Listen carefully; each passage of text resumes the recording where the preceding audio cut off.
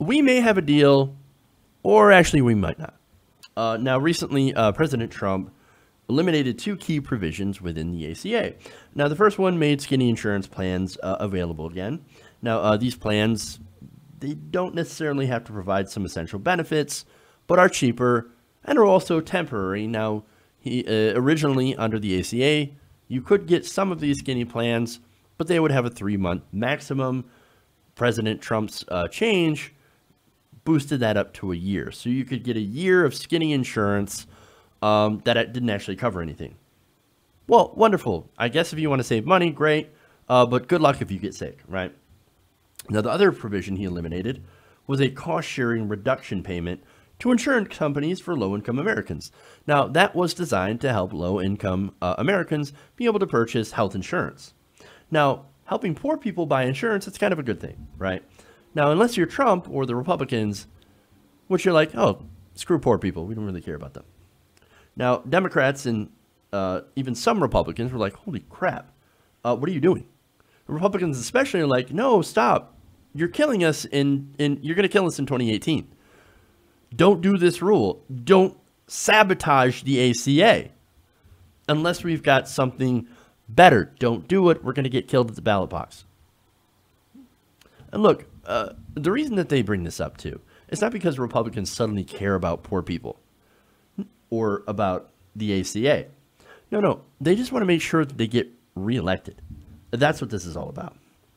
But anyway, spurred on by this, Lamar Alexander, Republican from Texas, got together with Democrat Patty Murray.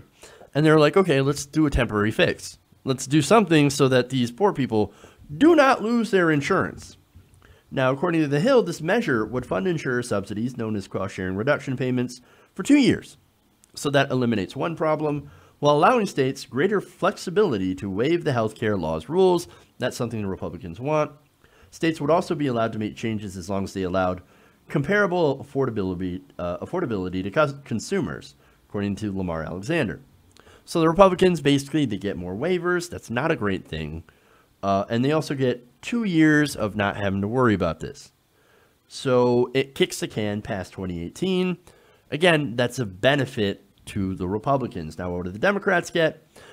Well, the plan, the deal, would restore $106 million in the ACA outreach funding that was cut by President Trump, according to a Democratic aide. So more outreach funding and, of course, the restoration of these CSR payments so that poor people don't actually lose their health insurance. Wonderful.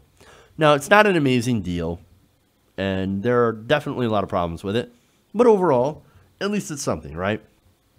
And now, unfortunately, that something is in jeopardy. President Trump on Wednesday suggested that he will now oppose this bipartisan deal to help stabilize the ACA, reversing comments he had made a day earlier. Trump recently wrote on Twitter that he was supportive of the deal's architect, Senate Health Committee Chairman Lamar Alexander, as well as the Senate process, but he said he would, quote, never support bailing out insurance companies, saying they have made a fortune under Obamacare. So basically, he was for it, now he's against it. And look, if he's being honest about this, then I would sort of agree with the reason why. Because, like, yeah, we don't want to bail out insurance companies. That's why I want to move to a single-payer system. But at the same time, what you're doing is you're screwing people who currently have insurance, especially poor people. And, look, I don't know about you, but I want poor people to have insurance, to have something. Now, here's his statement. Quote, while I commend the bipartisan work being done by Senator Alexander and Murray, and I do commend it. Oh, tremendous work, tremendous. I continue to believe Congress must find a solution to the Obamacare mess that you created. Instead of providing bailouts to insurance companies, Trump said in a speech to the Heritage Foundation. Now, look, again, I don't like insurance companies, right? But one thing that I hate more than insurance companies is taking away health insurance for poor people. That's what he just did. And he's like, you got to fix the mess.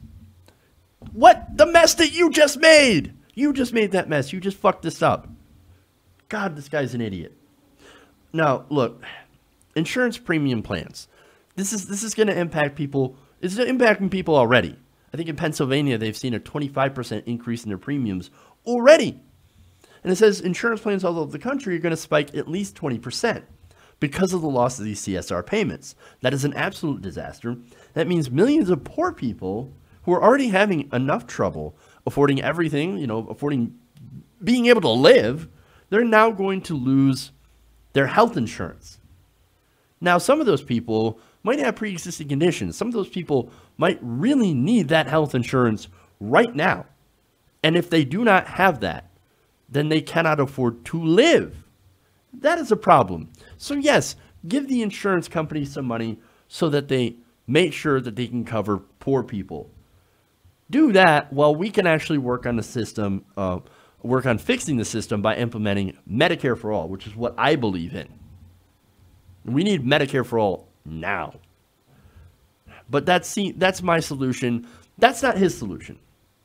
I don't even know if he has a solution, to be honest with you. And look, he keeps flip-flopping on this entire thing. In fact, according to Alexander, Trump has apparently called him earlier in the morning to express optimism about the agreement. He said, he called me to say that, number one, he wanted to be encouraging about the bipartisan agreement that Senator Murray and I announced yesterday, Alexander said. He also said Trump intends to review it carefully to see if he wants to add anything to it. Oh, that'll be great. Considering how he knows zero about how policy works, I'm sure his addition will be tremendous and fantastic and probably not benefit regular or poor people whatsoever.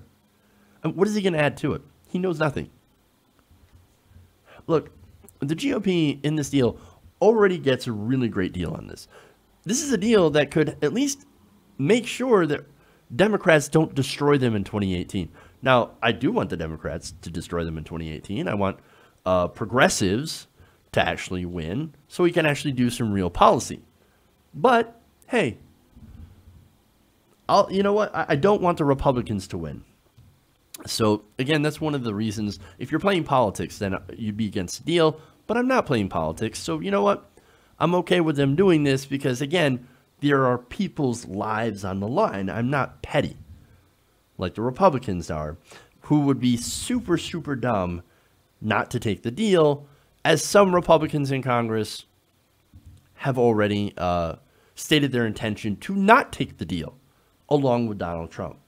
So again, we're dealing with a party that is obviously very, very stupid and does not understand how to actually win elections. And yet somehow the Democrats are actually worse at winning elections, and it drives me absolutely crazy.